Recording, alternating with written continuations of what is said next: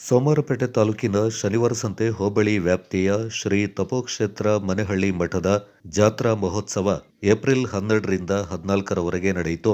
ಮದನಾದಿ ಅನಘ ನಿರಂಜನ ಜಂಗಮ ಸ್ವಾಮಿಯವರ ಸೂರ್ಯ ಮಂಡಲೋತ್ಸವ, ಕ್ಷೇತ್ರನಾಥ ಶ್ರೀ ವೀರಭದ್ರೇಶ್ವರ ಸ್ವಾಮಿಯವರ ಪ್ರೀತ್ಯರ್ಥ ದುಗ್ಗಳ ಮತ್ತು ಅಗ್ನಿಕೊಂಡೋತ್ಸವ ಸೇವೆ, ಚಂದ್ರ ಮಂಡಲೋತ್ಸವ, ಅಡ್ಡಪಲ್ಲಕ್ಕಿ ಉತ್ಸವ, ಪ್ರಸನ್ನ ತಪೋವನೇಶ್ವರಿ ಅಮ್ಮನವರ ಪ್ರೀತ್ಯರ್ಥ ಮುತ್ತೈದೆ ಸೇವೆ, ಸುಮಂಗಲಿಯರಿಗೆ ಮಡಿಲು ತುಂಬುವ ಕಾರ್ಯಕ್ರಮ, ದಾಸೋಹ ಸೇವೆ, ಸ್ವಾಮಿಯವರ ಪ್ರಾಕಾರ ಪಲ್ಲಕ್ಕಿ ಉತ್ಸವದೊಂದಿಗೆ ಮಹಾರಥೋತ್ಸವ, ವೃಷಭಲಿಂಗೇಶ್ವರ ಸ್ವಾಮಿಯವರ ಸನ್ನಿಧಾನದಲ್ಲಿ ಮಹಾಮಂಗಳಾರತಿ ಮತ್ತು ಪ್ರಸಾದ ವಿನಿಯೋಗ ವಿಜೃಂಭಣೆಯಿಂದ ಜರುಗಿದವು.